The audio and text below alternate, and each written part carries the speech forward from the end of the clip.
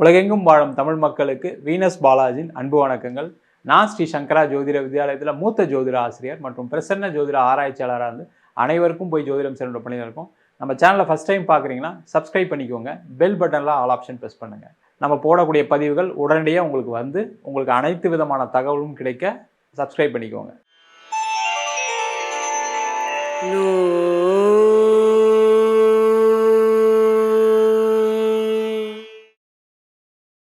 சிம்ம ராசி அன்பர்கள் அப்படின்னு சொன்னாவே அதில் வரக்கூடிய நட்சத்திரங்கள் மகம் நட்சத்திரம், பூர நட்சத்திரம், உத்திர நட்சத்திரம் 1ஆம் பாதம் கொண்டவர்கள் இந்த சிம்ம ராசி அன்பர்கள்.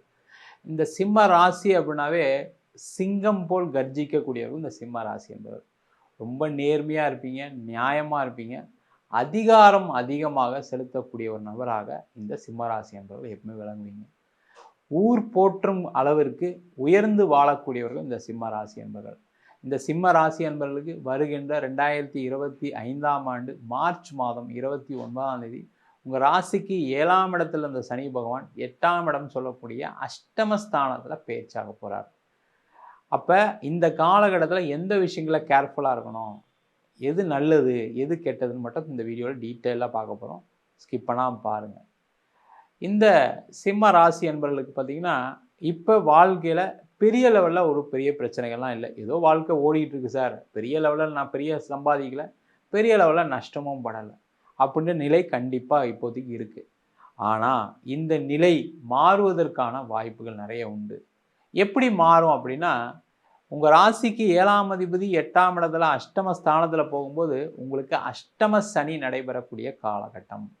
அந்த அஷ்டம சனி அப்படின்னு சொல்லக்கூடியவர் உங்களுக்கு 7ஆம் அதிபதியும் 6ஆம் அதிபதியும் கூட. அப்போ இந்த வரக்கூடிய அடுத்த 2.5 ஆண்டுகள் நீங்கள் என்னெல்லாம் பண்ணணும் என்னெல்லாம் பண்ணக்கூடாது அப்படின்னும் போது மேஜராக கடன் வாங்கவே கூடாது. நான் எப்படி சார் கடன் வாங்காமல் இருக்கிறது அப்படின்னு கேட்கலாம். கடன் வாங்கினீங்க அப்படின்னா உங்களுடைய பிரச்சனைகள் அதிகமாகும். அதனால் ஒரு அவமானங்கள், அதனால் ஒரு அவப்பேறு கிடைப்பதற்கான வாய்ப்புகள் உண்டு. அப்போ கடன் வாங்காமல் என்னால் எதுவுமே செய்ய முடியாது சார் அப்படின்னா பேங்க் சம்மந்தமான லோன் கம்மி இன்ட்ரெஸ்ட்க்கு ஏதாவது வாங்கிறது நல்லது. ஃப்ரெண்ட்ஸுக்கிட்ட ஏதாவது உதவி வாங்கிக்கிறது நல்லது. அந்த மாதிரி செஞ்சிங்கன்னா பிரச்சனைகள் கிடையாது. இல்லை எனக்கு முக்கிய தேவை வந்துச்சு, நான் அதிகமாக கடன் வாங்கினேன் அப்படின்னு நினச்சிட்டிங்கன்னா அதில் மிகப்பெரிய பாதிப்புகள் அடுத்த 2.5 ஆண்டுகளுக்கு காத்துட்ருக்கு. இப்போ ஒரு வீடு வாங்குறீங்க, வீடு வாங்கும்போது என்ன பண்ணணும், நீங்கள் ரொம்ப கேர்ஃபுல்லாக ஒரு வீட்டுடைய பத்திரத்தை, ஒரு இடத்துடைய பத்திரத்தை நல்லா செக் பண்ணணும். நல்லா செக் பண்ணும்போது ஒரு லீகல் ஒப்பீனியன், ஒரு 3 வாட்டி ஒரு லீகல் ஒப்பீனியன் வாங்கணும். ஒரு அந்த இடம் கரெக்டான இடமா, அதுக்கு பட்டா இருக்கா, எல்லா பேப்பர்ஸ்லாம் கரெக்டாக இருக்கா, செக் பண்ணி அந்த இடத்த வாங்க. அந்த இடத்த வாங்கும்போது லோன் போகிறீங்க அப்படின்னா லோனுடைய அளவு, நீங்கள் என்ன சம்பளம் வாங்குறீங்களோ அதில் பாதி அமௌண்ட் இஎம்ஐ கட்டுற மாதிரி பார்த்துக்கிட்டிங்கன்னா பிரச்சனை கிடையாது. இல்லை இந்த சூழ்நிலை எப்படி வரும்னா, நிறைய பேர் இந்த அஷ்டம சனியில் எப்படி மாட்டுவாங்க அப்படின்னா, நீங்கள் அந்த அஷ்டம சனி காலகட்டத்தில் தான் வந்து உங்களுக்கு ஒரு பெரிய வீடு கம்மியான ரேட்டுக்கு வரும். அப்போ என்ன நினைப்பீங்க, கம்மியான ரேட்டுக்கு வருது, இது எப்படியா வாங்கிடணும் அப்படின்னு இல்லீகல் டாக்குமெண்ட்டில் போய் மாட்டிப்பீங்க. நிறைய பேர் என்ன பண்ணுவாங்க, பெரிய வீடு வருது, வேறு வழி கிடையாது, நம்ம பட்ஜெட் 50 லட்சம் தான், ஒரு 80 லட்சம் கேட்குறாங்க, பரவாயில்ல இதுக்கப்புறம் நம்ம வாங்க முடியாது, அந்த வீடு நம்மளுக்கு இந்த ஏரியாவில் கிடைக்காது, இவ்வளோ பெரிய ரோட்டில் கிடைக்காது, இவ்வளோ பெரிய மெயினான ஏரியாவில் கிடைக்காதுன்னு சொல்லி ஃபுல்லாக லோன் போக வேண்டிய சூழ்நிலை வரும்.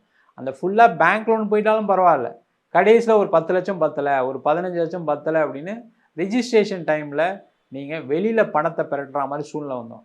அந்த பணத்தை பெரட்டாமல் இருந்தீங்கன்னா ஏற்கனவே கொடுத்த பணம் வராது. அதனால் நம்மளுக்கு இருக்கிற காசும் போய்ட்டுன்ற நிலை இருக்கும்பொழுது என்னாங்கன்னா நீங்கள் தவறான ஒரு இடத்துல போய் மாட்டிப்பீங்க. அங்கே போய் என்ன பண்ணுவீங்க, ஏற்கனவே வச்சுருக்க டாக்குமெண்ட்டை வச்சு வாங்கிறது, நகையை வச்சு வாங்கிறது, இல்லை உங்களுக்கு யாராவது தெரிஞ்சவங்க பேரில் கடன் வாங்கிறது, இந்த மாதிரி விஷயங்கள்லாம் செய்யும்பொழுது மிகப்பெரிய பிரச்சனையில் மாட்டிக்கொள்ளக்கூடிய ஒரு நேரமாக இருக்க போகுது. அதேமாதிரி பிஸ்னஸ் பண்ணுறீங்க அப்படின்னா அந்த பிஸ்னஸ் ஆப்பர்ச்சுனிட்டி நிறைய லாபமாக வரா மாதிரி உங்களுக்கு ஒரு சூழ்நிலைகள் வரும்.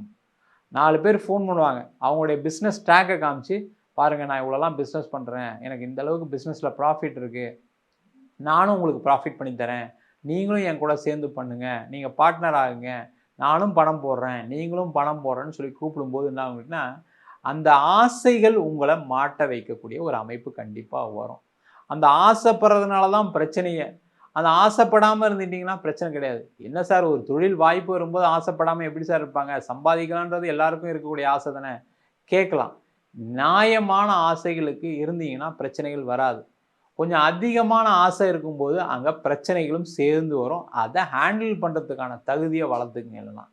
இல்லைன்னா கண்டிப்பாக அடுத்த 2.5 ஆண்டு போதும் போதுன்ற அளவுக்கு ஆகிடும்.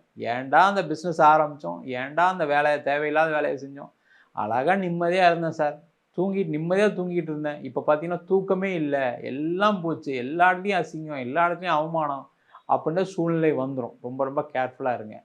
அதே மாதிரி இந்த காலகட்டத்தில் கணவன் மனைவி சார்ந்த விஷயங்களில் அந்த உறவுகளை ரொம்ப கேர்ஃபுல்லாக இருங்க. அங்கே ஒரு பிரிவினை, அங்கே ஒரு துரோகம், அங்கே தேவையில்லாத பிரச்சனைகள், நீங்கள் அவங்க பேரில் குறை சொல்கிறது, அவங்க உங்கள் பேரில் குறை சொல்லக்கூடிய நிலைகள்லாம் வரக்கூடிய ஒரு சூழ்நிலை வரும். அப்போ உங்களுடைய தேவையில்லாத பேச்சுக்கள் அதிகமாக இல்லாமல் பார்த்துக்கிட்டிங்கன்னா சேஃப். இல்லைன்னா அந்த குடும்பத்தில் நிறைய குழப்பங்கள் வந்து அதனால் பிரியக்கூடிய ஒரு சூழ்நிலையும் இந்த சிம்ம ராசி என்பவர்களுக்கு அந்த அஷ்டம சனி காலகட்டத்தில் கண்டிப்பாக வரும். கேர்ஃபுல்லாக இருங்க. அதே போல் இந்த காலகட்டத்தில் பார்த்தீங்கன்னா வேலையில் இருக்கீங்க, ஒரு நல்ல பதவியில் இருக்கீங்க, கம்ஃபர்டபுளாக இருக்கீங்கன்னா அங்கேயே இருங்க. இப்போ பார்த்தீங்கன்னா அந்த நேரம் தான் பார்த்தீங்கன்னா வேறு ஒரு இடத்துல உங்களுக்கு ஒரு அழைப்பு வரும். நான் வந்து உங்களுக்கு இவ்வளோ சம்பளம் தரேன், உங்களுக்கு வீடு தரேன், காரு தரேன், இந்த மாதிரி ஆசையை ஏற்படுத்தி நீங்கள் என்ன பண்ணுவீங்க, அங்கே சம்பளம் கொடுப்பாங்க, அங்கே வேலையும் இருக்கும், அங்கே எல்லாமே கிடைக்கும். ஆனால் அது நிரந்தரமான வேலையாக இருக்காது. அங்கே போய் மாட்டிக்குவீங்க. அங்கே கடைசியில் என்ன பண்ணுவீங்கன்னா ஒரு 3 மாதத்தில் அந்த வேலையை விட வேண்டிய நிர்பந்தம் வரும். அந்த நிர்பந்தம் வரும்போது என்ன ஆகும், ஏற்கனவே இங்கே ஒரு கமிட்மெண்ட் இருக்குது, இங்கே ஒரு சேலரி வாங்கிட்டுருக்கீங்க, நல்லா தான் போயிட்டு இருந்துச்சு, இப்போ அதிக சேலரி அங்கே போனதுனால இருக்கிறதும் போயிடுச்சு அப்படின்ற நிலை வரக்கூடிய சூழ்நிலையில் பார்த்தீங்கன்னா உங்களுடைய அன்றாடும் வாழ்க்கையில் பிரச்சனையை சந்திப்பீங்க. அந்த அன்றாடும் வாழ்க்கையில் என்ன மாதிரி பிரச்சனை வரும்னா, இஎம்ஐ கட்ட முடியாமல், நீங்கள் சொன்ன சொல்ல காப்பாற்ற முடியாமல். இந்த சிம்ம ராசி அப்படின்னாவே ரொம்ப கௌரவமாக வாழக்கூடிய ஒரு அமைப்பு கொண்டவர் சிம்ம ராசி. அந்த கௌரவத்தை இழக்கக்கூடிய சூழ்நிலை வரும். ஒரு மனிதனுக்கு நீங்கள் முக்கியமாக என்ன பார்ப்பீங்க அப்படின்னா, சிம்ம ராசி அப்படின்னா சொன்ன சொல்ல காப்பாற்றினையா, கரெக்டாக இருக்கணும்யா, நம்ம சொன்னால் ஒரு வேலையை செய்யணும், இல்லை செய்யக்கூடாது. இந்த நிலைப்பாடிலிருந்து தவறக்கூடிய ஒரு சூழல் கண்டிப்பாக இந்த சிம்ம ராசி என்பவர்களுக்கு வரும். கவனமாக இருக்கணும், கேர்ஃபுல்லாக இருக்கணும். அதே போல் இந்த சிம்ம ராசி அன்பர்களுக்கு பார்த்திங்கன்னா தவறான பழக்க வழக்கங்கள், கெட்ட பழக்க வழக்கங்கள், அந்த கெட்ட பழக்க வழக்கங்கள்னு சொல்லும்போது நிறைய பேர் மதுவுக்கு அடிமையாகக்கூடிய ஒரு நிலைப்பாடு கண்டிப்பாக வரும். அந்த விஷயத்தில் கேர்ஃபுல்லாக இருங்க. அது எதனால் வருது பார்த்திங்கன்னா தவறான பழக்க வழக்கங்கள்னால.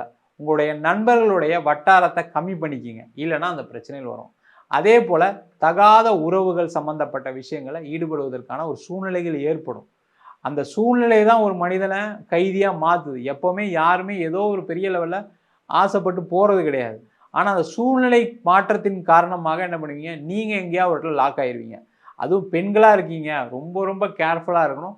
இல்லைன்னா தேவையில்லாத அவமானங்கள், அவப்பெயர்கள், உங்களுக்கு சமூகத்தில் தலையே காட்ட முடியாத சூழ்நிலைகள், குடும்பத்தில் ஒரு பெரிய கெட்ட பேர், அசிங்கங்கள் வரக்கூடிய ஒரு சூழ்நிலை இந்த அஷ்டம சனியில் காத்துட்ருக்கு. ரொம்ப ரொம்ப கேர்ஃபுல்லாக இருங்க.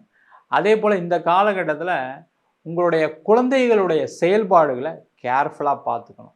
அந்த குழந்தைங்க நல்லபடியாக வளர்கிறாங்களா, அவங்க ப்ராப்பராக ஸ்கூலுக்கு போகிறாங்களா, ப்ராப்பராக காலேஜுக்கு போகிறாங்களா, அவங்கள கண்காணிக்கணும். இல்லைனா அவர்களால் உங்களுக்கு ஒரு பெரிய அவப்பேர் காத்துட்ருக்கு.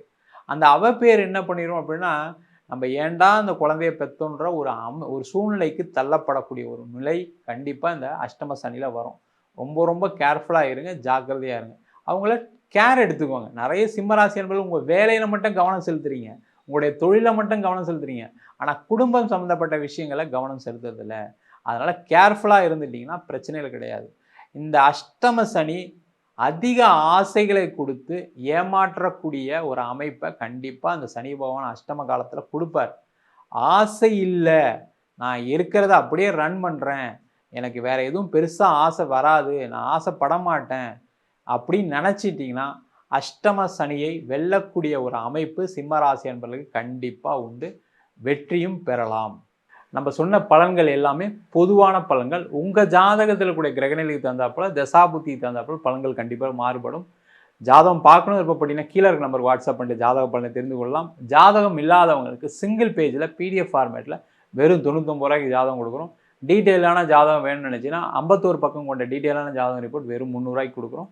நம்ம ஸ்ரீ சங்கரா ஜோதிட வித்யாலயத்தில் ஜோதிட பயிற்சி வகுப்புகள் நடத்திட்டு இருக்கோம். ஆண் பெண் இருபாலரும் படிக்கலாம். வயது வரம்பு கிடையாது. குறைந்த கட்டணத்தில் வகுப்பு நடத்திட்டு இருக்கோம். பாரம்பரிய ஜோதிட முறையிலிருந்து வாஸ்து, நியூமராலஜி, பிரசன்ன ஜோதிட முறைகளில் தாம்பூல பிரசனம், சோழி பிரசனம், அஷ்டமங்கல பிரசனம், ஜாமக்கோல் பிரசனம், தேவ பிரசனம் போன்ற பல பிரசன வகுப்புகள் நடத்திட்டு இருக்கோம். நேரடி வகுப்பாக நடக்குது. வெளியூர் வெளிநாட்டில் படிக்கிறவங்க ஆன்லைன் வகுப்புலையும் சேர்ந்து படிக்கிறாங்க. படிக்கணும் விருப்பப்படுறோம் கீழே இருக்க நம்பர் வாட்ஸ்அப் பண்ணிட்டு பயிற்சிக்கான விவரங்களை தெரிந்து கொள்ளலாம். உங்களிடம் விடைபெறுவது வீனஸ் பாலாஜி. சர்வஜனா சுகினோ பவந்து.